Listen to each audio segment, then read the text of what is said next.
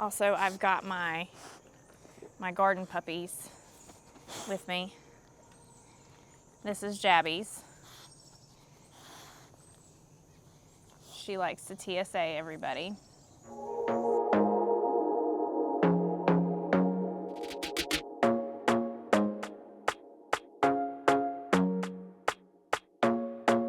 Hey guys, what's up? My name is Heather and this is the Mosco, and today we're gonna do like a fall crop 101 type deal.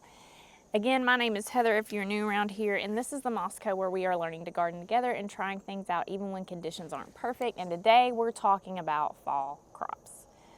I love fall crops, however, sometimes I get lazy and I'm like, just don't want to be out there doing stuff. But if you put in a little effort now, when maybe you're over your garden, when things start to turn brown and depressing and you don't have a bounty of things, you will have some things to choose from, and it's always super satisfying. There are certain things that everyone tends to think about fall crops. We'll go over that. And then I'm gonna start a second category of that.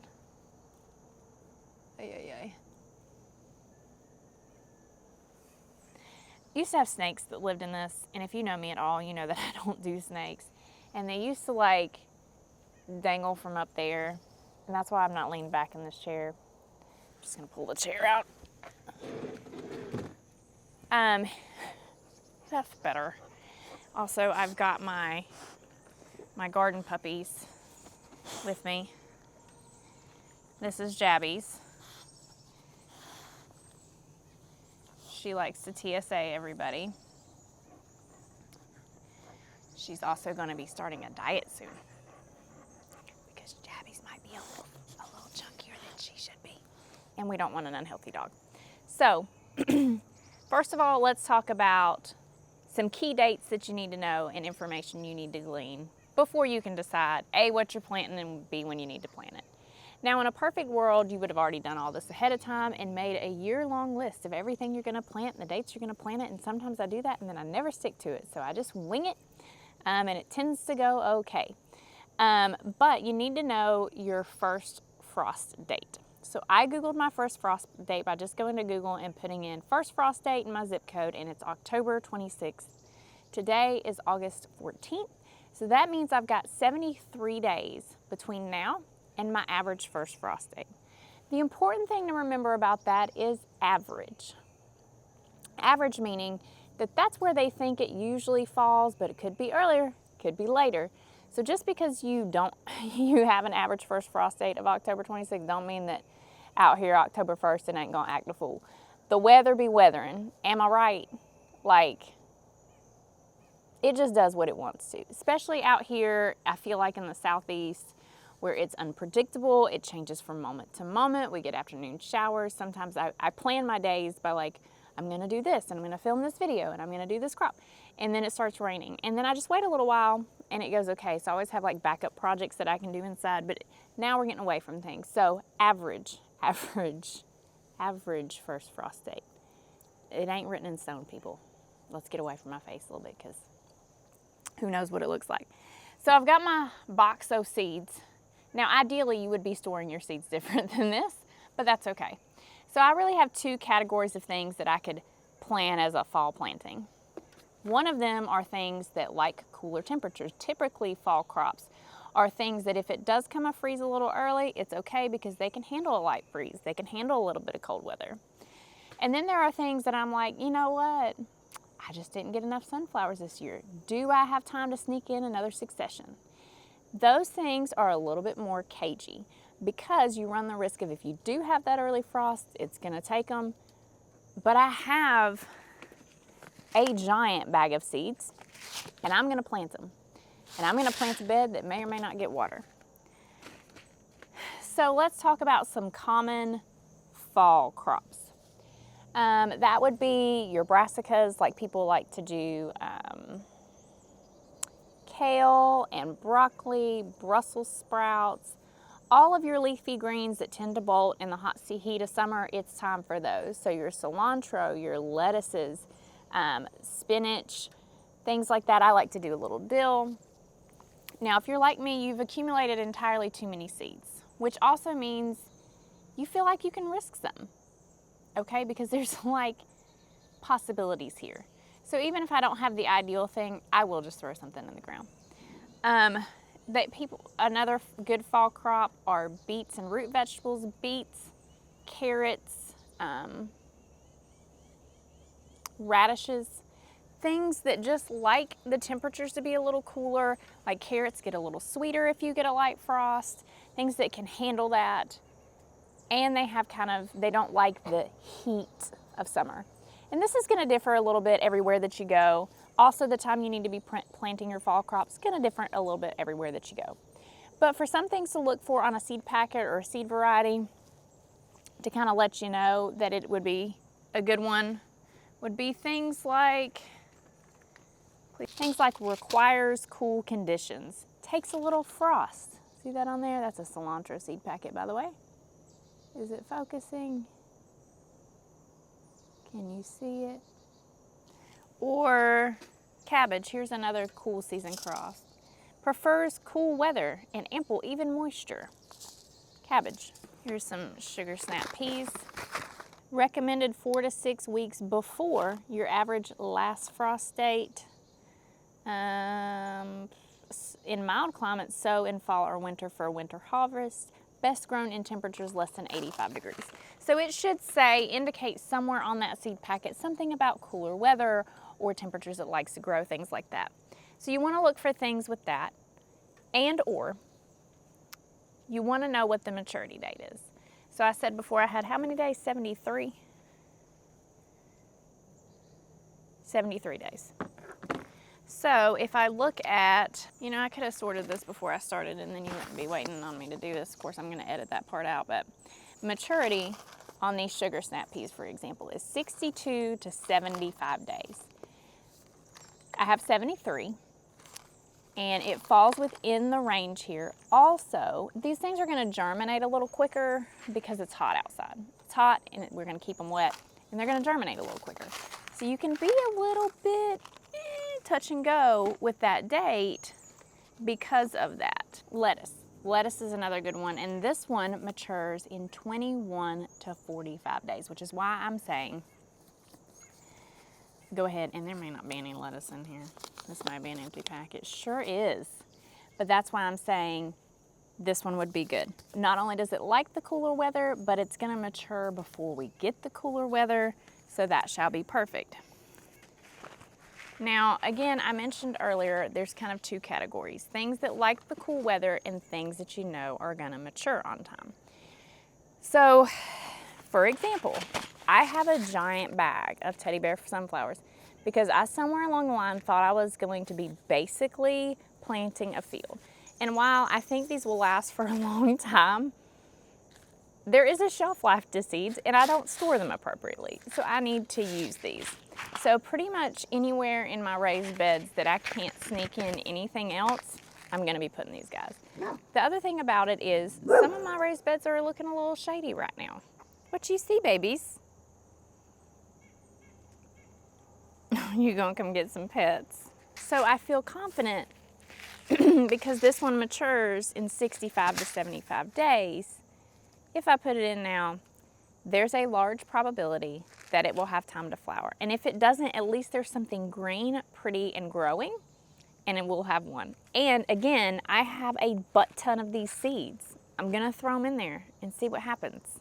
That's the thing about having seeds, is it lets you be a little bit more willy-nilly because you're like, screw it. Things you obviously wouldn't want to grow would be tomatoes. I do have some cucumbers right now in the ground that we're gonna see how they do because, again, I have those seeds. I still want cucumbers.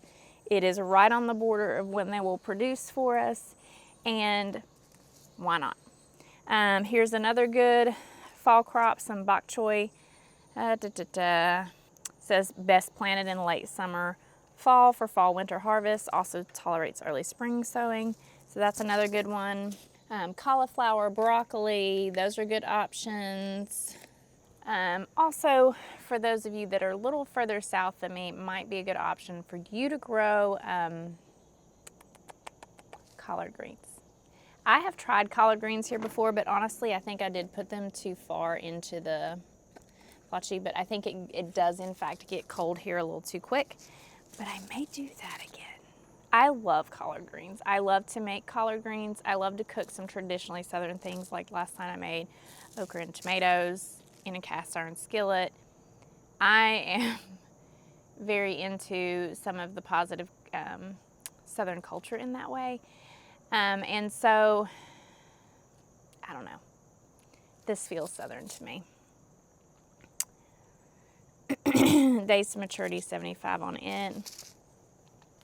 But again, we're cutting that awful close. Nah, we're not gonna do this. Okay, let's move on. So some things that you would not want to do for fall sowing would be your tomatoes, watermelons, pumpkins. Obviously the time that you would need to grow those, way too much. Squash, if it's within a certain time frame and you start it like late summer, you might be okay. You may have to restart because you had a problem with squash vine borer. That's an issue for me that I am still not conquered.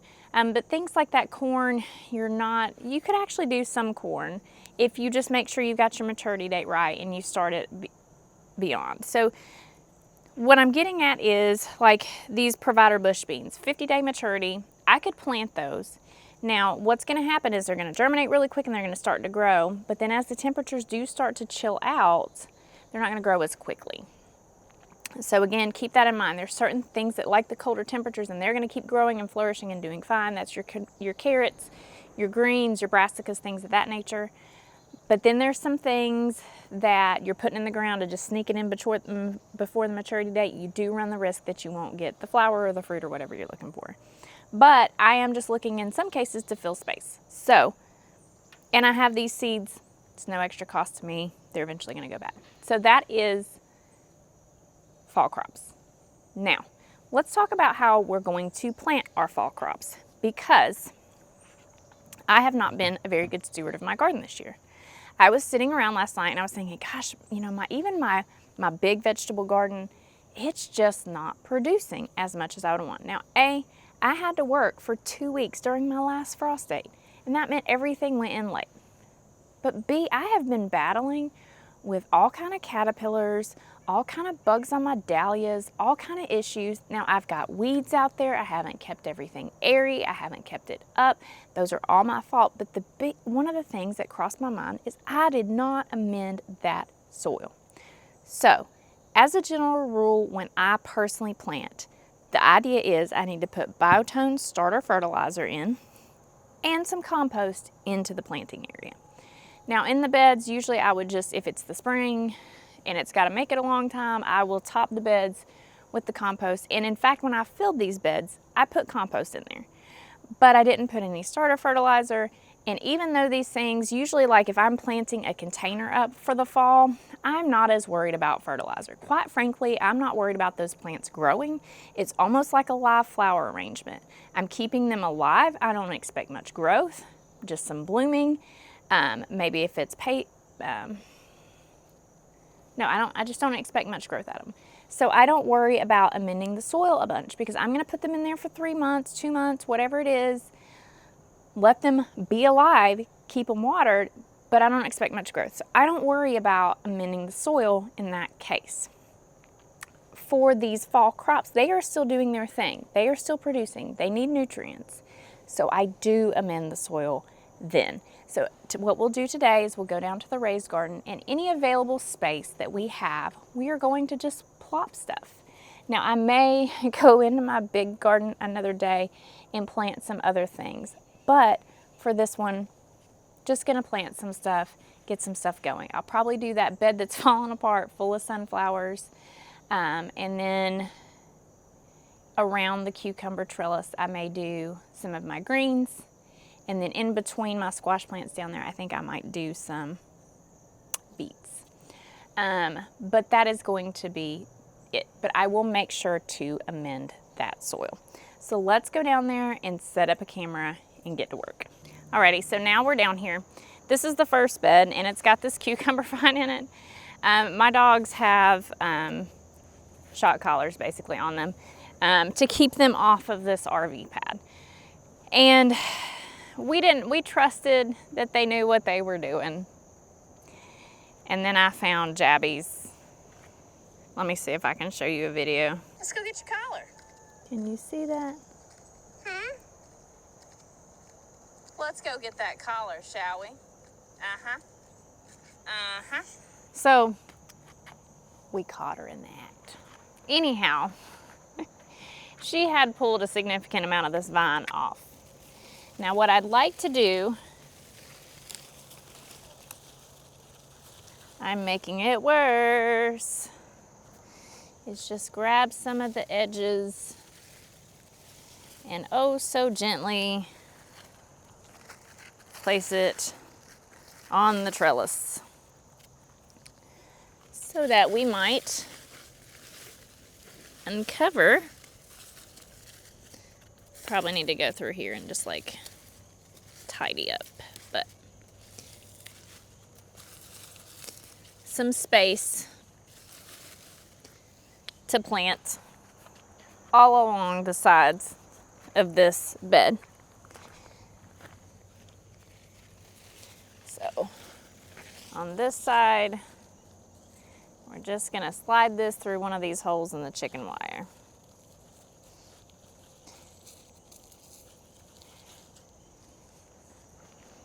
Now we've got some space underneath it to plant some things, but I'm thinking I probably want to plant something that will get tall enough that it won't be a problem.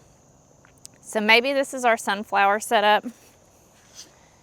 So I'm gonna place this here. All right, so I took a few minutes to go through my seeds and see what I had. I gotta take my watch off.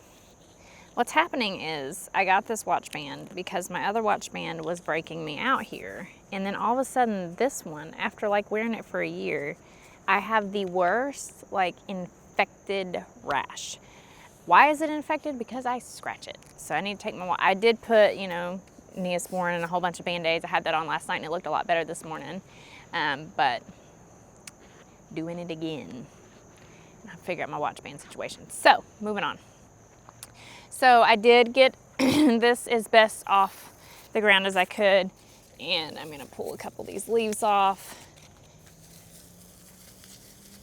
that look really just tattered and terrible. Now the reason I'm wanting to do my sunflowers on the long sides is because if the cucumber decides to kind of do this, they'll be tall enough to handle it, whereas I should just be able to keep it off the cilantro. So I need to come make sure that I'm dropping by every little bit and make sure it's getting taken care of.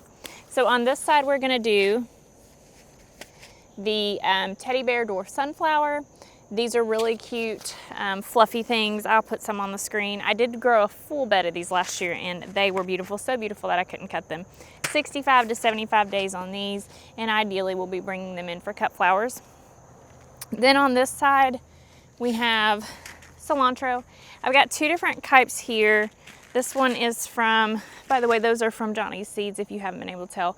So usually there's three usual places that I'll get seeds. Baker's Creek, they have a whole bunch of really specialty varieties and I really enjoy that about them. So I do get a lot of seeds from Baker's Creek. As a Christmas gift one year, someone got me, my sister and brother-in-law got me the most outrageous number of seeds, and it was magical. And I highly suggest you, if someone's asking you what you want for Christmas, ask them for seeds, because they're gonna pick out things that you wouldn't pick out for yourself. Same thing with my mother-in-law, gets me dahlia tubers every year, and she picked out one that was so beautiful and it's my favorite, and I wish that sucker would bloom, but a couple years ago, and now I can't live without it. So have other people pick things for you, because when you grow them, you would be surprised what you'll do when you're not the one choosing. But in any case, so these are probably from like Home Depot or Target or something, Fairy Morse, so it's just a regular cilantro brand. And then these are from, I assume, Botanical Interests. And I do love their seed packets. So generally speaking, when I get seeds, I'll either order from Johnny's. Why is this so bad? I'll either order, is it not on like an auto focus situation? Oh. So I would like to apologize if any of this has not been, it was on manual focus. I would like to apologize for it being blurry. So anyhow, So if I am going to order seeds, I will order from Johnny's or Baker's Creek. The reason being, I can go into my local Ace Hardware, and that is where I usually buy my plants as well, because they have the best selection in my town. Sometimes I will go to an actual nursery that's in a couple towns over, but I will buy their botanical interest seeds. So these are just your basic run-of-the-mill cilantro, I believe. This says long-standing. I love cilantro. We make a lot of sauces. My husband has that soap thing though, so that's a bummer. So we'll plant that on this end. On this end though, I do have a Baker's Creek dwarf lemon cilantro. Subtle citrus twist to an ancient herb. So I'm going to try this on the other side and see how we like it.